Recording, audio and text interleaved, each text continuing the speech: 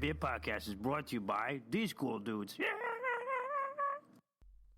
Yo, what's up, everybody? Welcome to the Red Beard Podcast. You're chilling with Cooley and Merry Christmas, everyone. Old Saint Nick. What's up, guys? It's Tony. Old Saint Nick is a ginger. Only a ginger can call another person ginger. Oh, it's like that, huh? It is, dude. It's a song by Tim Mitkin. Look it up. It's awesome. Fuck Tim Mitkin. Dude, it's so violent. I like how you got his name wrong, too. You called him Tim Mickey. Fuck Tim Mickey. Who is that? All right. Anyway, man, yeah, so on that note, Christmas is this weekend. So, should be fun, Tim man. Mickey. Dude, what are you going to do for Christmas? Dude, man, I'm gonna get together with family and Yep. That's pretty much what stuff. you do. Yeah, that's what you do. Open presents and, yeah, good times, man. Yeah, but it's not all about presents. No. Christmas is a time It's of about the baby Jesus. Yeah, So, it's literally what it is. it is. So, yeah, man. It's not about presents. It's about presents. It's about presents. Let's be Presents, honest. like most presents. people- I mean, being present. Oh, all Yeah, right. Well, it's that's not- a play on yeah, words. it is. You knew I was not going to think of that. You like that though? Yeah. Yeah, But you said presents. You didn't say presents. yeah. So it's about present. Presents. So, yeah. Play on words. Good times. Yay. Um, So yeah, man. Look, man, you went to Kansas. I did go to Kansas. I need to know how that was. Dude, Kansas City. I went to Kansas City, Missouri. There's a fucking Kansas. How many Kansas cities are there? There's Dude, Oklahoma. Listen, you're actually on the same page with me, man, because I was getting my balls busted at work the other day because I didn't know which Kansas City I was going to, even though I booked the trip. I honestly thought, like, oh, I'll just look up Kansas City and that's it. Well, there's Kansas City, like Kansas City, Kansas. Right. Actual, the state of Kansas. Yeah. And then there's Kansas City, Missouri, Yeah. which is right next door. And so my And then buddy. there's Kansas City, Oklahoma, where the Kansas City Chiefs are from. Exactly. So, but then there's my buddy Jared in the military, is stationed at Fort Riley in Kansas, in actual the state Kansas. Mm-hmm. But he left the base 2 hours away to pick me up at the airport, which is in Kansas City, Missouri. So we basically got a hotel like across the street. Like that night went out. We went to Hooters for lunch because we drove by a Hooters. I was like, oh, there's a Hooters. He goes, I've never been to Hooters. I was like, well, that's where we're going for lunch. Like we just gotta go, dude. Now, right? which Kansas City, Missouri did you go to? Was that the one in Kansas City, Missouri, Alaska, or Kansas City, Missouri? Like Missouri, like Virginia. the same state that contains St. Louis, St. Louis, Missouri. So anyway, so we went to Hooters and it was whatever. I mean, honestly, anybody who says that you go to Hooters for the boobs is kind of lying. Like you go there because but like the food's actually pretty damn good. And I like how they Come call on, it. man. It's fucking TGI Well, Fridays with boobs. It is, but it's like I like how they call it a family restaurant, like TNA for the whole family. Like that's not what it is. But anyway, it was good, man. We went there. We went out that night in Kansas City. Like there's like a 7-year-old like kid like chilling in your family. Like make sure you tip her good because she's lovely. Give her an extra $1. Those are nice. Yeah.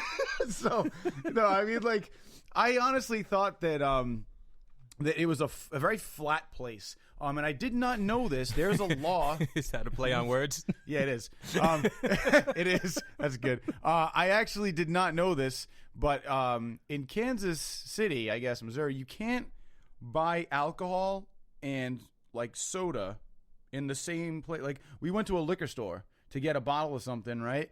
And I walk in and I grab the bottle and then I'm walking around the liquor store like, where the hell are the mixers? So I go up to the front and my buddy Jared's like, I don't think they have mixers in here. I'm like, dude, they're a liquor store. They have to. So I go up to the front. And I'm like, do you guys sell like bottles of soda? And he's like, yeah. He's like, but you have to go over to that store on the other side. He's like, because it's got to be a different transaction. I was like, I can't buy them together. He's like, no, we can't do that. I had a And scenario in my head where you go up and you're like, do you guys have bottles of soda? And the guy's like,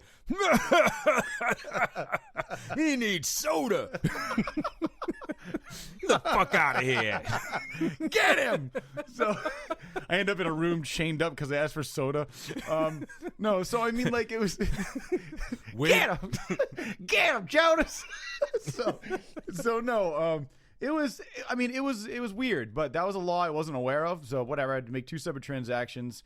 We went into Kansas City, and like it's this place called Legends, which is kind of like if you're from Massachusetts area, it's like a big like outlet kind of place outside, like Rentham Outlets, but a little bit smaller but nicer. And then we went to this other place, which is called Power and Light, which it's basically in Kansas City, in the city part of it, right? And you there are a lot of different restaurants and bars, and there's actually like this. Have you ever been to Vegas before? If you go to Old Vegas, there's a strip that's called Fremont Street, and Fremont Street is where you walk under this huge, like, it almost looks like lights where it has images above you that fly by. It was kind of a very small version of that, but they have like a stage outside underneath this like metal canopy, so if it is actually raining out, you can still see the show. But it was too cold for that, so there were just like people in bars and stuff. So it was fun. It was a good time. Then we came home. That's it. Word. Yeah. So you saw Rogue One while you were out there, right? I did see Rogue One, man, and I loved it. And the funny thing is that, remember when we talked about how I didn't want to explain anything to Jared? Yeah. He was like, "Oh, I saw The Force Awakens." He's like, he's like, I don't know when this takes place. I'm like, listen, this is the only thing I'm telling you. It takes place before the first movie, the first Star Wars, not Episode 1, Star Wars: A New Hope. Like, that's when it takes place. I was like, no more questions. I was like, go in. You've seen the first one. He's like, yeah. I'm like, that's all I'm telling you. You figure it out. But we went in there. He actually started falling asleep like at some point, and then I like hit him. I'm like, hey. He's like, oh. He's like, I'm just like tired. And I'm like, yeah, whatever. So, but I was awake the entire time. I loved it. I thought Rogue One was awesome. I'm still on the fence if I liked it more than The Force Awakens. But I think what blew my mind the most was the CGI, man. Like, the CGI in this movie was phenomenal. Like, Princess Leia at the end. And then they also had that old dude, I don't know his name, the character's name, who, like, was, like... Forrest Whitaker? No, the old guy. Like, Darth Vader's, like, whatever. He's, like... Tarkin. Yeah, Tarkin, yeah. He, like I said, you guys know I'm not a big Star Wars fan, but, like, yeah, I knew that guy was dead, but, like, I was Peter like, Cushing. Yeah, I was like, holy shit. Like, this is... Because I didn't even... Like, at first... it like didn't dawn on me, and then then like maybe like 5 minutes in, I'm like, wait a minute, this is not obviously the real guy. I'm like, holy shit. So, but they did a really good job with the CGI. Like, I didn't really even see it. Yeah, like when I saw Peter Cushing as Tarkin show up, the first thing in my mind was, yo, who did they get to play Tarkin? Because he looks just like Peter Cushing. Yeah, yeah. Like, seriously, like it didn't even cross my mind that the dude was CGI until I realized that this was an exact duplicate of Peter Cushing. Yeah, it's phenomenal. They did an awesome job. I mean, dude, it's like when it's that good that I was like, shit, man. Like, are they even gonna need actors anymore? Like, at some point, you started sweating, huh? I was like, holy shit. Like, it's kind of crazy, you know that Tony's gonna be like, I made it, and they're gonna be like, we don't need you anymore, bro. Yeah, we're good. Thanks, man. No, it was, dude. Rogue One was kick ass. Darth Vader's a fucking baller. That last scene, huh? Yeah. He's just throwing people around with Awesome. the Force. I was like, well, I was hoping that the only scene was not going to be him and, the dude in the fucking white cape. Like, I was like, if that's the only scene that Darth Vader's in, I'm going to be pissed. Yeah. And then they actually show him at the end, like, tearing shit up. And I thought that was cool, though, that scene when they show him, like, in the Bacta tank, like, just kind of, like, chilling there, like, suspended. Yeah, I thought that was like, cool. You know, you saw, like, he had no arms and all that shit, and then all of a sudden, like, he was getting all his gear on, and then they show him walk out. It was a great intro. It was awesome, man. Darth Vader's awesome. They did also a really good job of CGIing James Earl Jones, because, like, I didn't see him, but I heard his voice. So I thought that was good. I also thought that the Death Star was really good CGI, because that's not there anymore. So they did a really good job with that. Yep. No, but I mean, like, overall, I thought the storyline was great. I really liked the characters. And I love the fact, spoiler alert, that everyone died. I love that. You don't go into that and then, like, there's no way they were getting out. And so I was like, if they make it out of this, that's bullshit. Yeah. So I was glad that they all died for the cause, for the rebellion. I thought that was awesome. Mm-hmm. You know what I mean? I was like, that's kick ass that they died. Like, makes sense. Like, going down for the cause. So I really liked that, man. I know you liked it because you were a big fan. So what did you think of it? Did you think that them dying at the end was good or no? Yeah, so them dying at the end, man, that was a given because, they're not in any of the other movies. Yeah. So how would you explain that? Well, of course, but I mean, I was also thinking that I didn't know that they were going to die. I was like, oh, well, maybe, like one of them makes it out, but we don't necessarily like hear about them again because if we don't, just because we don't hear about them in the second movie doesn't necessarily mean that they're dead. Right. You know what I'm saying? Yeah. But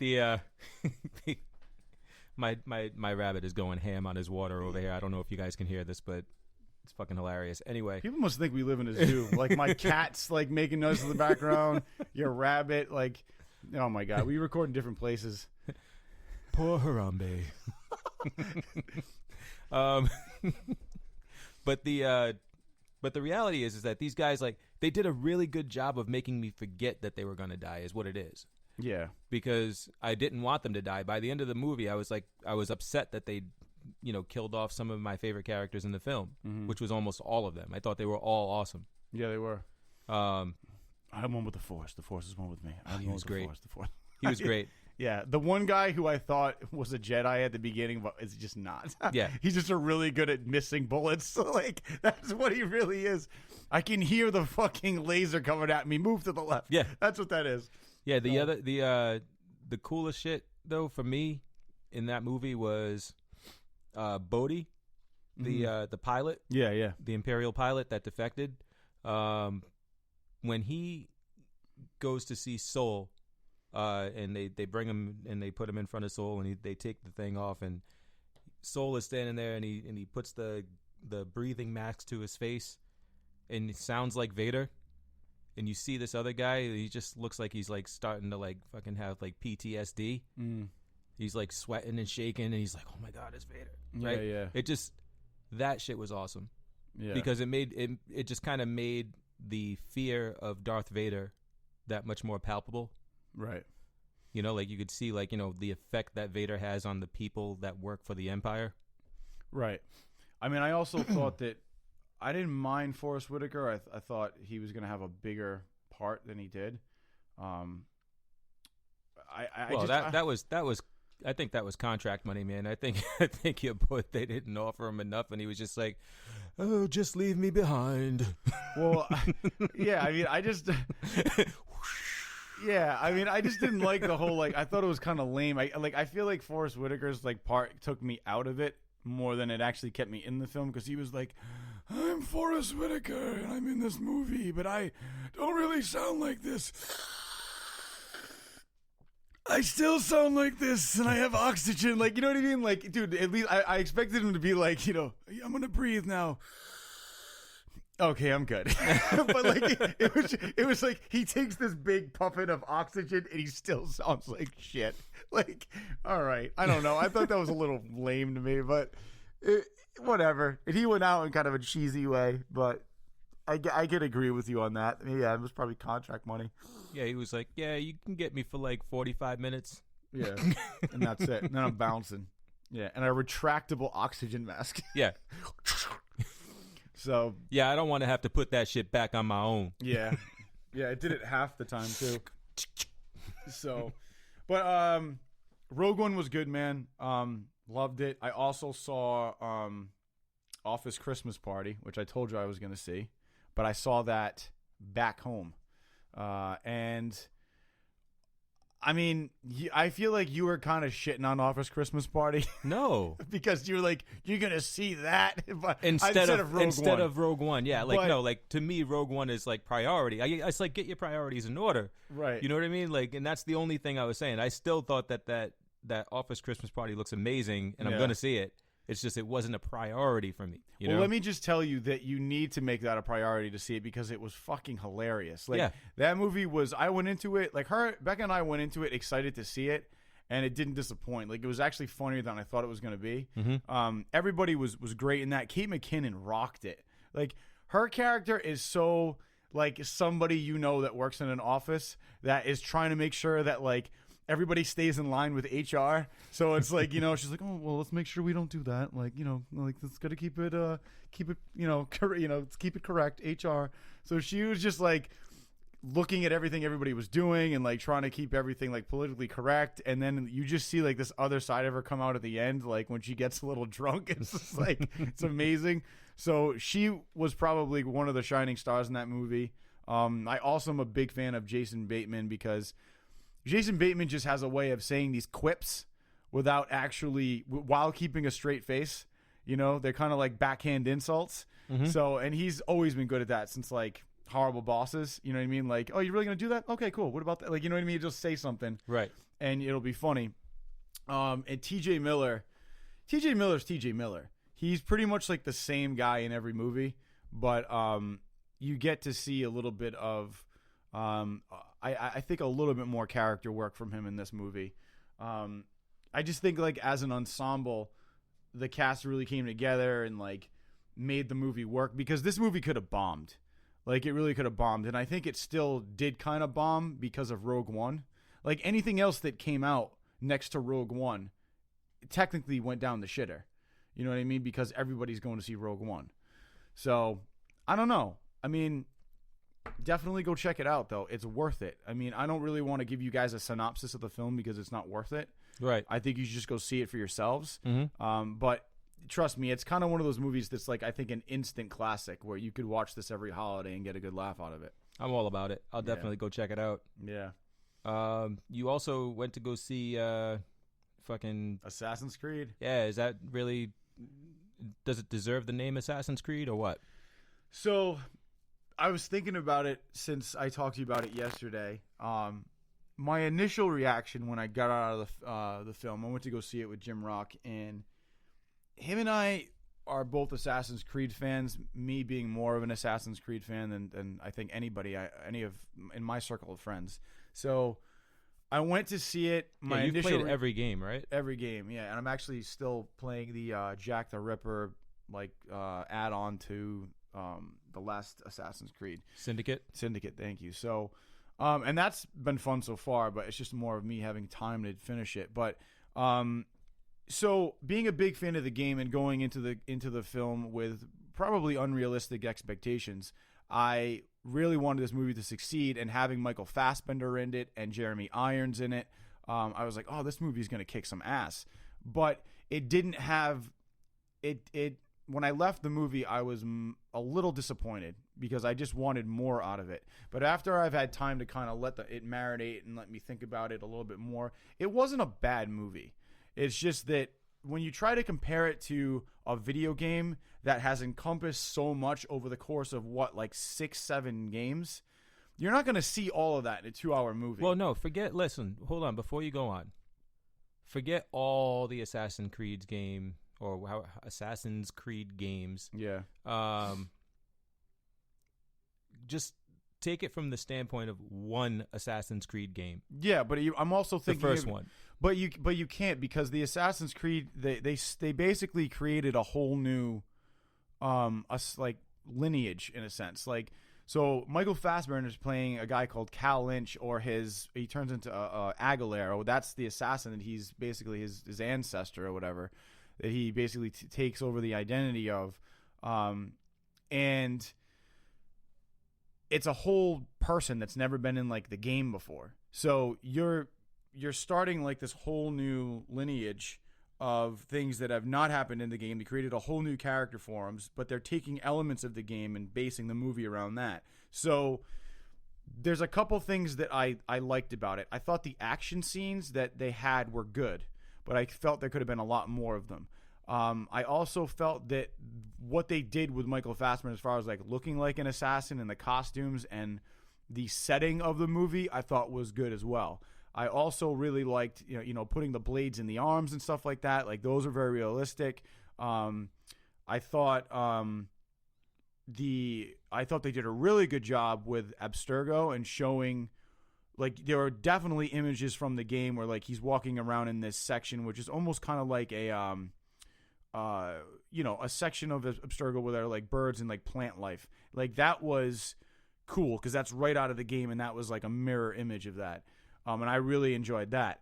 I thought what I didn't like about it was being that it was PG-13. Anytime there was a kill or somebody's like throat got slit, there was no blood, which I thought was kind of cheesy. It's like if you're gonna slit somebody's throat, then let's see blood, right? Like why the hell would you not do that?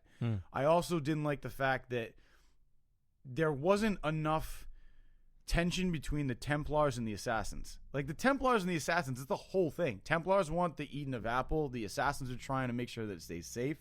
And like there was this whole scene at the end of the movie where like he walks into a room full of Templars, takes out the main dude, spoiler, and then like all the other Templars run out of the room. Like this has been going on for ages. There's like 40, there's like literally 70 of you against this one assassin. You guys are going to all run out of the room and not try to tackle him? Like, it doesn't make any sense to me. Like, the Templars are not afraid of you in the game. If they see you, they're like, Assassino, go! And, like, there's like 70 of them that go after you. And, like, in this movie, there's one assassin, and they all run away from him. So, I mean, it definitely leaves the door open for more Assassin's Creed movies, which I hope they do. I hope they make them better. This wasn't a bad movie. It's just that if you go into it, there are some points that are going to seem confusing, I think, unless you're familiar with the game and you know a little bit about the game. Right. There were some other actors in the film that I'm not going to go through their names, but like I think could have had bigger parts.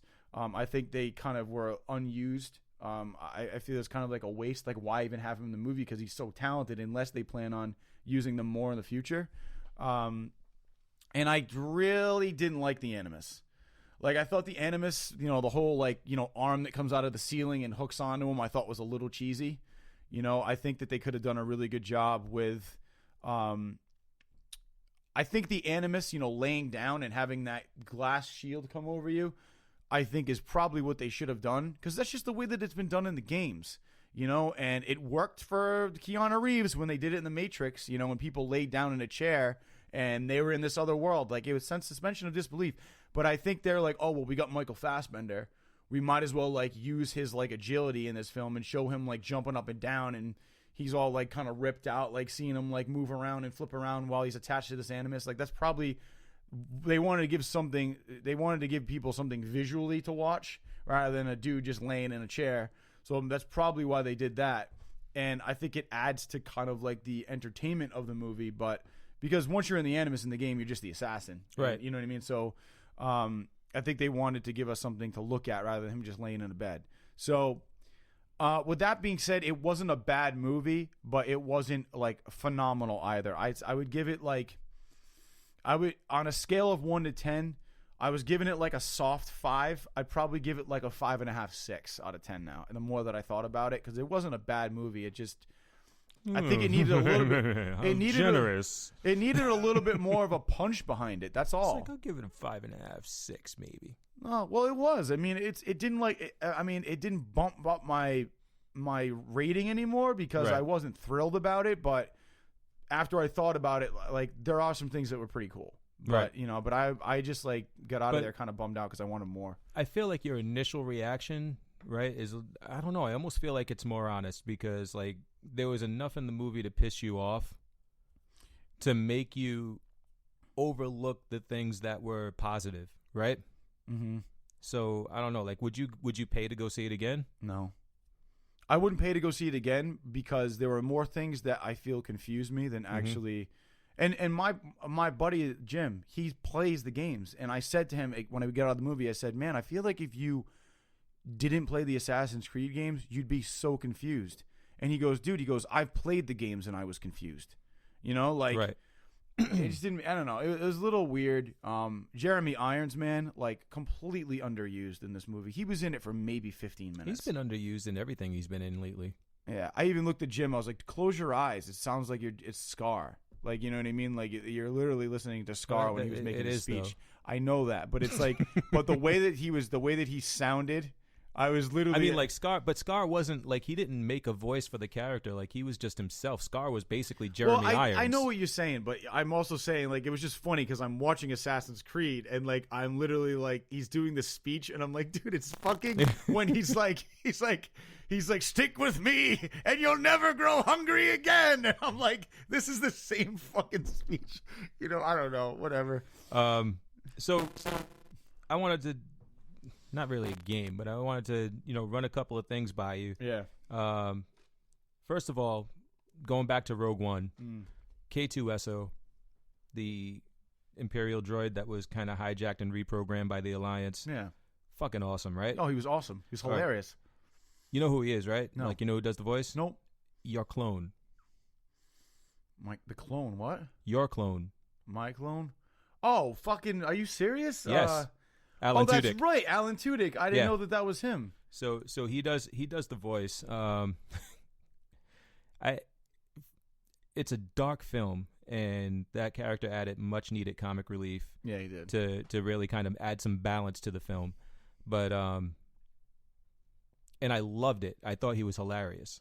He was. So in that vein, who would you rather have? Would you rather have Alan Tudyk being the voice of your comic relief, or T.J. Miller?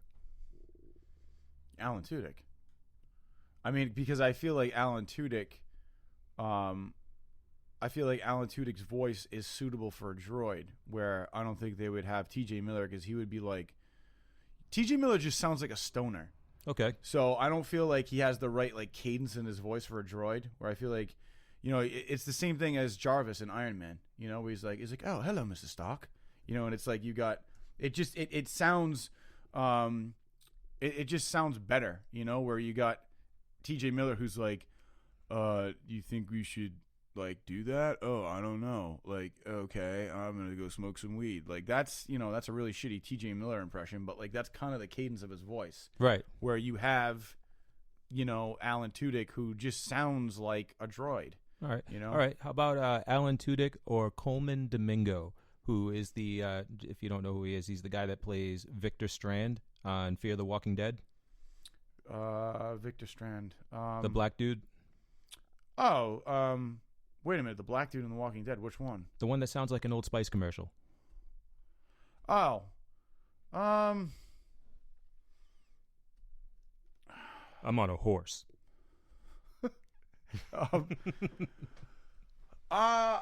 No, I mean, I like Victor Strand, but I think I still would go with Alan Tudyk. All right. All right. Alan Tudyk or Jeffrey Dean Morgan, sticking with the Walking Dead here. So, like, as the voice of the droid? Yeah, I'm just saying. I mean, like, I don't know. All I'm thinking is like as the voice, like Negan, basically talking to these guys. No, I still think Alan Tudyk. I do. I would stick with him because I just don't. I feel like Jeffrey D. Morgan is more of like he's got a little bit more bass behind his voice. It would be more of like an intimidating voice. I feel like the voice of the droids bases itself off the roots, which is C-3PO. All right. Like, oh, hello. Like, just kind of like, oh my God. Oh, is that, just kind of like very like poppy and So I just feel like, like, oh my God. Oh, R2-D2. I just feel like that's C-3PO, so you want that kind of lightness to it. I feel like Jeffrey D. Morgan, he's going to be like, follow me, like, no, I'm taking them to, I'm taking them to jail. Like, you know what I mean? I just don't feel like it would, I don't think that's going to be very, I don't think that's going to give a comic relief feel, You ever watch 30 Rock? Yeah. All right. John Lithgow. Who's the guy that plays Alan the Page? Oh, you mean the guy with the squinty eyes? Yeah. Oh shit. Hold on, I'm looking it up right now. He's got a really weird name. French. Is it French Stewart? Is that his name? Jack McBrayer. Who the hell are we talking about? Jack McBrayer. Are you talking about this guy who always the Page? like, Kenneth the Page. He's always like that. I don't know because I'm thinking of a different guy then. Super big smile all the time. Oh no, okay, different guy. Yeah, no, I mean, I don't know if I would pick him either. Like, so why are you trying to get me to get somebody else than Alan Tudyk? So just starting conversation with your pal. No, I'm just trying to figure out because you're trying. It's almost like you're trying to get me to say not Alan Tudyk. No, I am literally just trying to see if there is anybody else that could have done that role. I'd have to think about it, man. I mean, I feel like they could have got the same guy. Oh, I know what you're talking about. Oh, I'm thinking about. Oh, Jesus Christ, I'm an idiot. I'm thinking about when you said 30 Rock. I was thinking of Third Rock from the Sun. No, him. He might actually have a good voice for it. Mm-hmm. Yeah, I agree with you. Yeah, I think he could probably do it, but he would have to kind of tone it down a little bit. How about William Shatner? No. All right, I'm done. No, that's it. Not William Shatner at all. I just feel like William Shatner has too much of a well-known voice, you know, like, and I just don't feel like it would be a good fit. Like I don't think you could have George Takei do anything, you know, like, oh my, like, I don't think you can have anybody else like do that that right. voice, you know. So he actually came out and did like a TED talk, and I couldn't take him seriously. Oh, what about Tracy Morgan? Yeah, I'm a droid. Everybody up in here's getting pregnant. Like, you know what I mean? Like, I don't know. Oh, man. Yeah, I'm Tracy Morgan. That's a horrible impression. Anyway. Well, yeah, with that being said, so, yeah, I stick with Alan Tudyk. He's my boy. All right. He was awesome, man. He was. So, moving on, I do want to ask you, because we are in the Christmas season, man. You know, Christmas season. Jesus, Christmas is in two days. What are your two favorite things about Christmas, or two things you love about Christmas, and two things you hate about Christmas? So let's do this. I'm going to tell you two things I love about Christmas. Mm-hmm. And then I'm going to have you do two things you love about Christmas. Yeah, then we'll switch it back and forth. Yeah. And then you do two things you hate about Christmas, and then I'll do two things I hate about Christmas, and then I'm going to roll into a little rant. Okay? All right. All right, cool. So, two things I love about Christmas.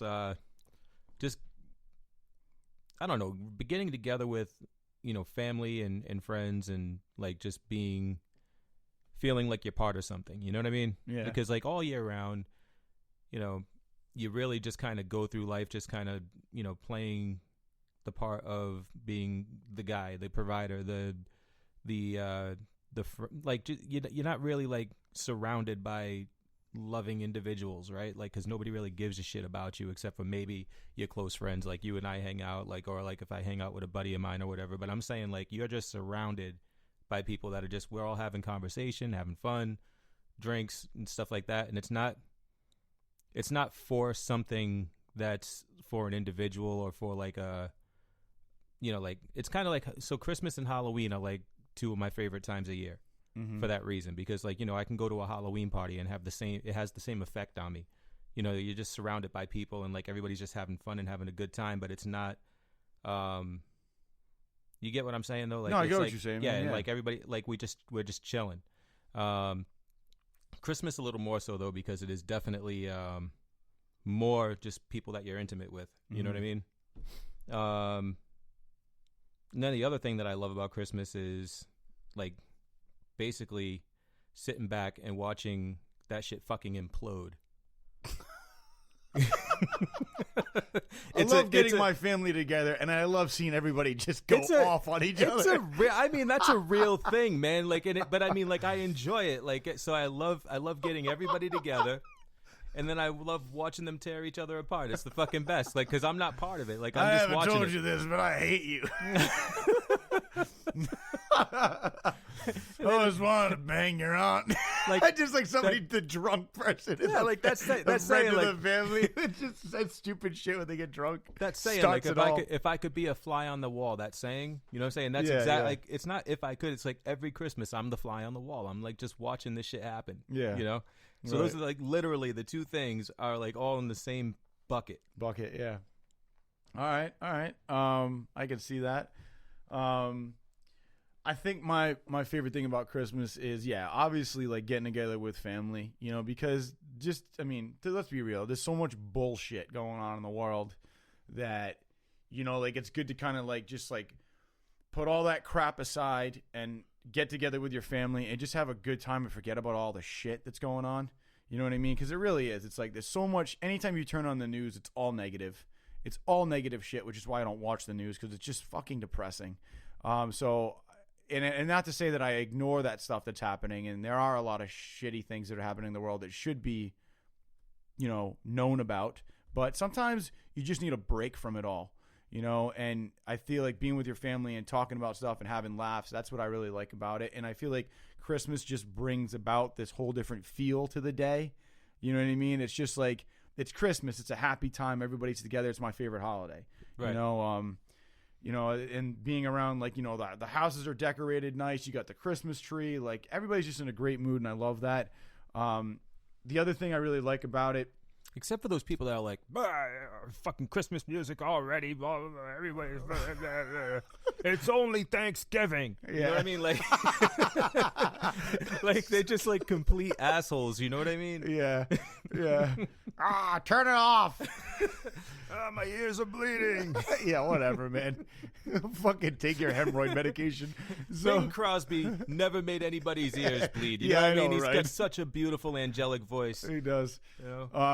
And I like, for me, obviously it's the whole, the baby Jesus is the whole reason why Christmas happens. But I actually really like the fact that there are presents involved, and it's not getting the presents. I actually, as I've gotten older, I really like seeing people's faces when they open what I give them.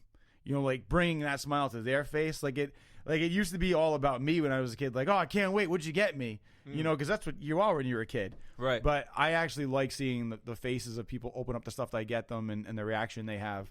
It's like a challenge for yourself, isn't it? Like, yeah. Because you know damn well that not every present you opened up, you didn't react honestly to everything. Yeah. And you know what a fake, reaction is. Yeah. So you want that real reaction. Yeah. You know what I mean? I get it. I know exactly what you're saying. It's almost like when you're, when you're doing stuff with your lady, like, you know what I mean? Like, you want that real reaction. You don't want, you don't want anything fake. Right. Yeah. Yeah. Right. And I think there's one other thing. And I faked so many that, I know what that looks like. So it's like, right. No, it's I knew you were going with that. So there's one other thing, and this is like, oh no, baby, I did. I went. I did. I got you. So it's all good. You can stop now. You can.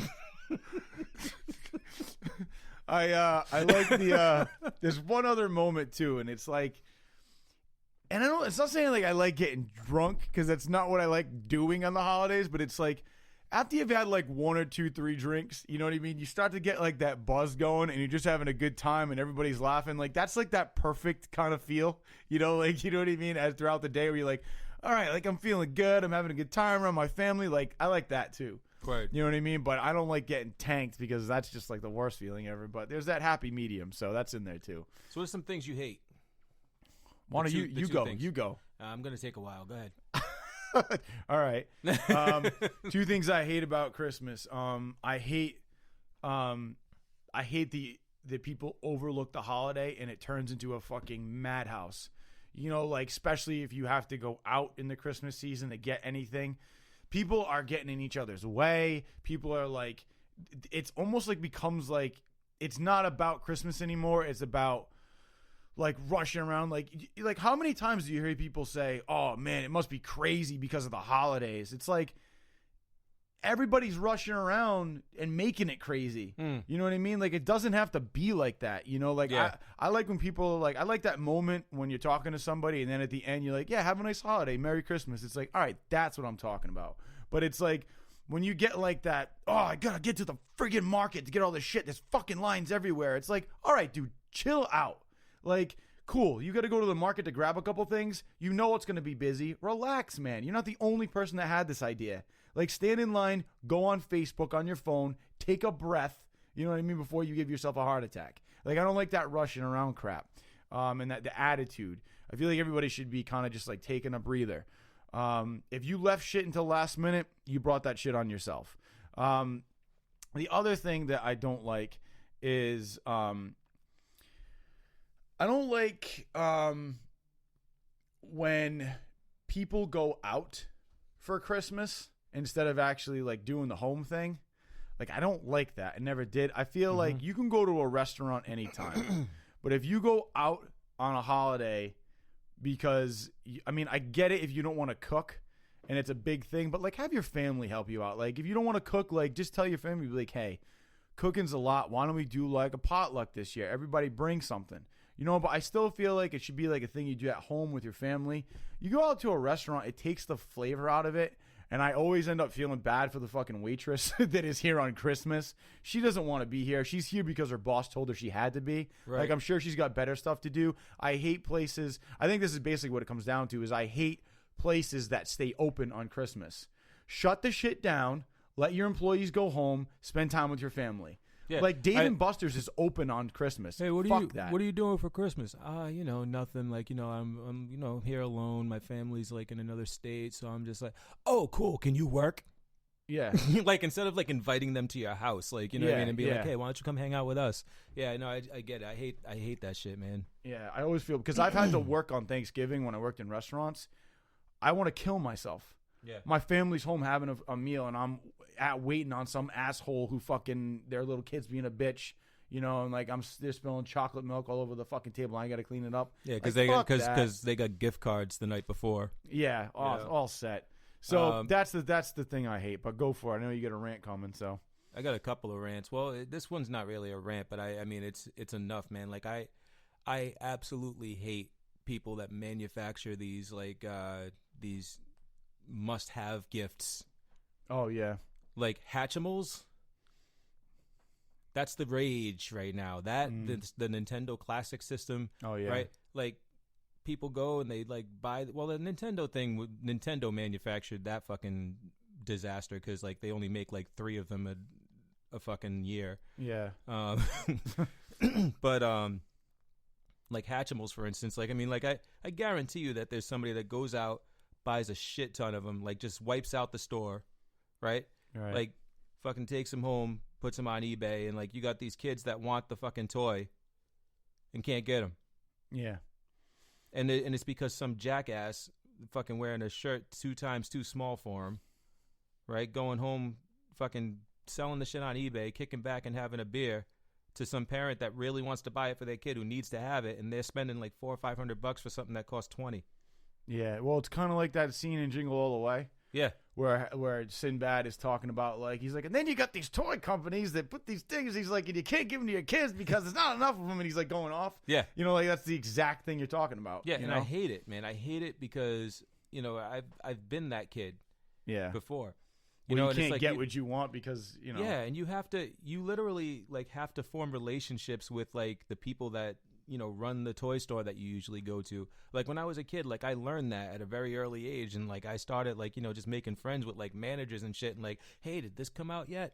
Oh, can you put one aside when it comes in? And like you know sometimes I lucked out and they would do it for me, but if not, like you know there was always the jackass that fucking runs the toy store, not like their own toy store, like not a franchise store, and he's coming in and he's just buying all the fucking hard to get shit, taking it to his store and selling it there for a markup, and it's like it's awful. Yeah. It's called capitalism, I know, but what it is, I yeah. mean, we're not supposed to be cutthroat. We're not supposed to fucking like you know take the dreams of children away. It's Yeah. awful. No, that's a good one, man. And then the other thing, look, man, Christmas time is the entry to the playoff season in the NFL. Yeah. And I fucking hate it, bro. Like I hate it because I know, look, the Giants in the last 10 years or 11 years have won 2 Super Bowls, right? Which is more than most teams can say.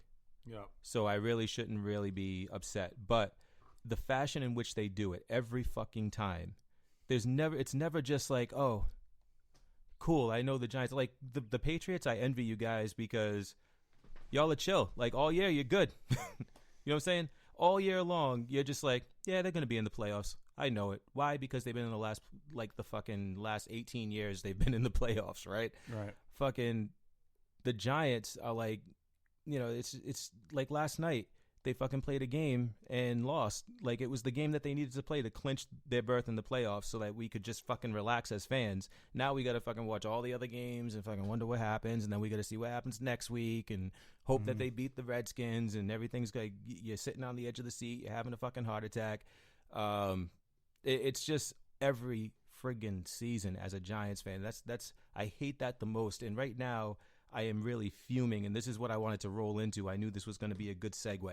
Yeah, no, I know. Right. You're talking about this earlier, yeah. And I'm going to try and make it as quick as possible because I don't want to drone on about it. But I feel like the fix is in, right? And I've never said this before about the NFL or games or anything like that, but there's definitely something going on where I feel like the refs are in the back pocket of somebody. First of all, the line going into the game in Vegas was, I believe it was like either 3 or 5 points given to the Eagles, which means that they were favoring the Giants by that amount, right? That shifted just before game time to -1 to the Eagles, which means that they were favoring the Eagles by at least 1 point. That said, that shift doesn't happen on a whim. Like, nobody sits there in Vegas and goes, you know, I've been debating this shit all week. I don't know. Yeah, fuck it. I'm going to say the Eagles now. No, there's not like a guy that does it. It's all based on numbers. It's based on how many people are betting and how much money is being placed on these people, and some of it has to do with the expectations based on previous appearances, like, and stuff like that in previous games and matchups and stuff. But at the end of the day, something had to happen where, you know, somebody put a shit ton of money on the Eagles in the last minute. Right. I mean, but do you honestly think that, I mean, all right, I'll take that because that's a valid point. But what exactly about last night's game makes you say that it was fixed after watching it? Eagles defense, most penalized defense in the league up until last night. Yep. Going into last night's game, they were the most penalized defense in the league. 66 snaps on defense. That's how many times they played. That's how many times the defense was on the field for 66 snaps in that 1 hour game. How many penalties do you think they got? I have no idea. 0. Yeah. The defense pulled 0 penalties, not one flag. Yeah, it's a little. I mean, that's pretty surprising. It's a little suspicious, right? It is. I mean, and it's not like the refs were like, "Oh, let them play ball," because that's what Nolan Carroll seems to think. He was the cornerback for the Eagles. He's like, "Oh, the refs, you know, they kind of just say, hey, you know, it's cool, let it go," which means, you know, that we are, you know, kind of free to play, you know, the way that we play. And he's like, "It's not that we're cheating. We can just, you know." We can just go out there and ball. And I'm like, that's bullshit, because the Giants couldn't go out there and ball because anything they did, there was a fucking flag on the field. Right. Olivier Vernon almost gets a sack. In the process of sacking the quarterback throws the ball. He's literally got him wrapped up already. There's no way to fucking stop yourself from tackling him. He's in the middle of tackling him, and he throws the ball, and he gets a flag thrown on him for unnecessary roughness. Now, that was a play that was kind of wishy-washy. You can see both sides of it, and like as a fan, of course I'm pissed off that it went in the other direction, but I'm not looking at that and saying, you know, it was bullshit, but it wasn't like, you know, fix the game type bullshit. But then the other shit was on a play where, look, this is a team that is driving to make a touchdown. We're able to, I believe we're able to actually stop them from getting a first down. Yeah, they were not. They didn't get a first down. Yeah, for it was. that. Yeah, it was maybe like 15 yards away. Yeah. Well, Yeah. I know it wasn't 15 yards away. It was 10 yards. I'm talking about the Eli Apple one, the second one. You're not talking about the slide. Yeah, the slide. Slide. Yeah, that was a couple of yards. I think Yeah. he was like a couple of yards away from getting a first down. He slides. Eli Apple stops himself, slides, and they bump into each other. Now, you said that he like put his hand on his chest. So the only thing that I could see where they would say unnecessary roughness on the passer was like the guy that stopped him, kind of like as he went to stop him, like put his hand into his chest to stop him. But I mean, like for me, I don't Like every time you do that though, like you make it look like it was like a kung fu move. Like you're like, he put his hand in his chest like he did, and he just Well, he no. I touched mean, him. he went to grab him, but I know that's just I always think of that. But like, You're like, but like palm strike, five-finger death touch. palm strike. No, I mean, like, I just thought, like, you know, when he did that, that's because I used to actually, when I took martial arts, we did palm strikes. That was so I don't know why I'm automatically, see, it's still there. I still got it. But no, so yeah, I mean, I could definitely see what you're talking about. I can see what they were talking about too. It's you kind of see both sides, but I was telling you earlier, I've seen plays where you have somebody taking a run and a dude's coming the opposite way, doesn't even see him, and it's just like you just smack. Dude goes right down. Surprised he doesn't have a concussion. Lands on his back. Like, dude gets hit backwards Supermans and lands on his fucking back. Like, this dude literally got mildly touched and they called the thing on it. If you hit a guy like that and he goes down and he's down for the count, like doctors come on, they're like, holy shit, is he all right? Like, they don't call unnecessary roughness on that. You know what I'm saying? It's just like, oh shit, dude got fucked up for a second. Yeah. Should have been watching where he was going. You know, but this guy gets stopped with like a fucking like mild palm strike.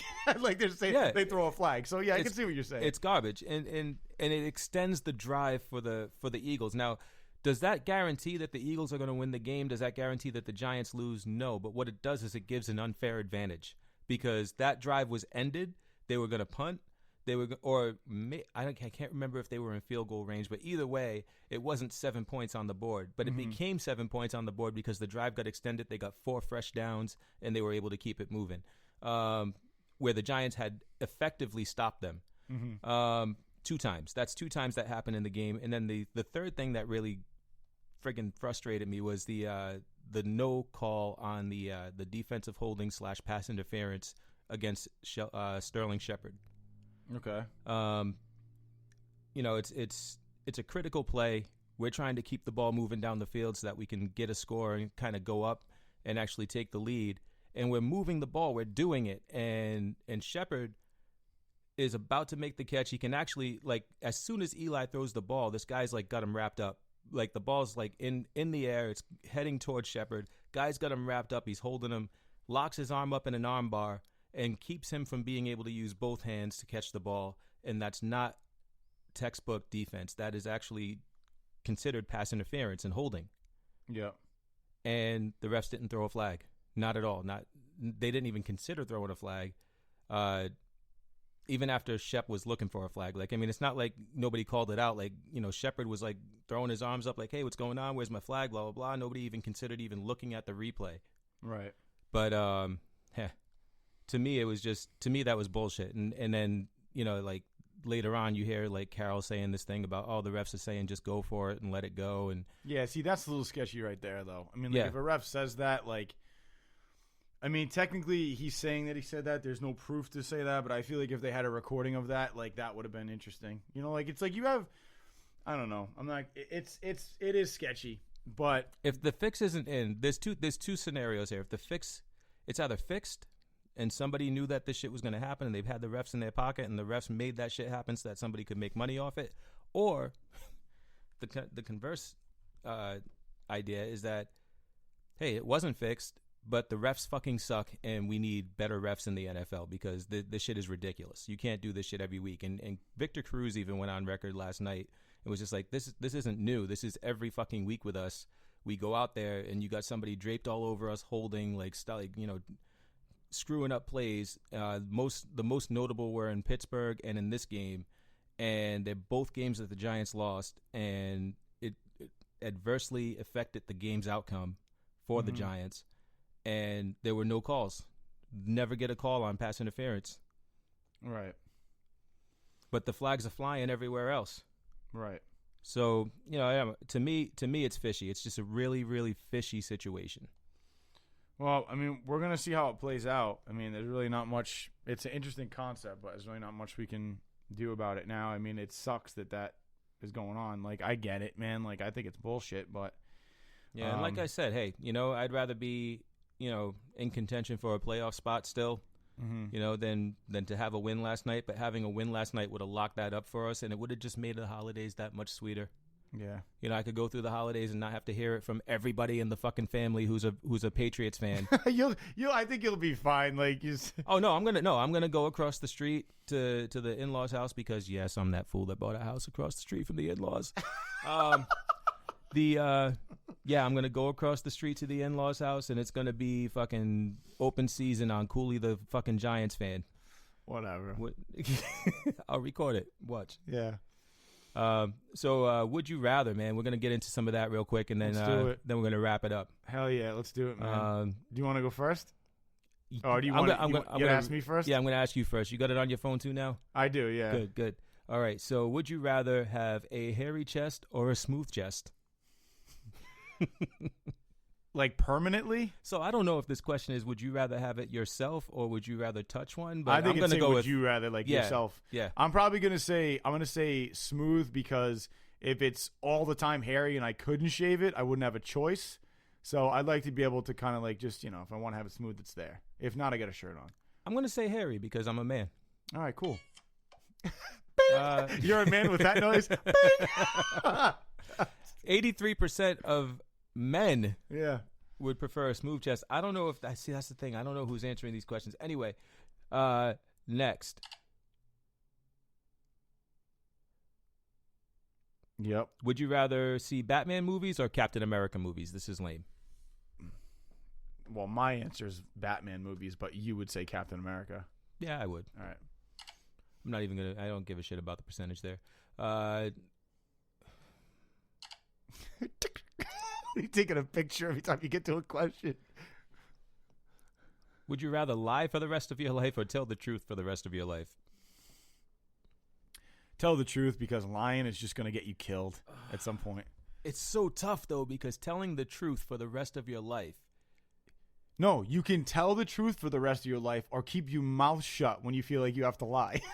That's what you do, man. Okay. There you go. All right. Yeah, Yeah. I see that. Okay, then tell the truth for the rest of your life. Yeah. All right. And 78% said Okay. that. And here's the last one. Would you rather go back in time to fix one big mistake or know how your next major choice will affect your future? Next major choice. I'd go back in time. Really? Hmm. All right. Wow. Hey, 51% chose go back in time. And know your next major choice got 49%. So very even. I just feel like I already know. It's like you already know like how certain key moments in your Have past affected where you are now. Yeah, and like, if you'd only done like a couple of things different, like yeah, it would be a hard choice like to figure out which one I would change, but you have a clear example of what happened after you did those things and you know why those things happened, like if that was a major thing. Now this next major choice, if you know how it'll affect your future, maybe it affects my future by like, hey, 3 weeks after you do that, you're gonna have Captain Crunch for breakfast. You know what I mean? Like, Yeah, how do you, I mean, well, like, I don't I'm know saying how- like a major choice would be like something that like affected like your like something that would affect your life in a big way. Like like a major choice. I just feel like knowing what the outcome of that would be is a big thing. But I guess I can see your point too of like going back in time and fixing something. But the thing about that is it's like I wouldn't want it to necessarily be like a big thing because sometimes it could just be like that ripple effect where other things are going to change because of that you might not have wanted to change that you're not thinking about because that ripple is just going to keep going. So it might not only affect, it might change things, but then affect other people as well around you. So I don't know. I gotta. That's a good question. And I also have like the people in my family that passed away, and like I have like situations that I feel like I could have done different things to like affect the way that worked out. Yeah. So I mean, I don't know, like those are things that I would really consider. So I mean, I have a different set of circumstances too. All right. All right. I got some questions for you. We're gonna do I'll do like 5. Would you rather cry every time you poop or poop every time you cry?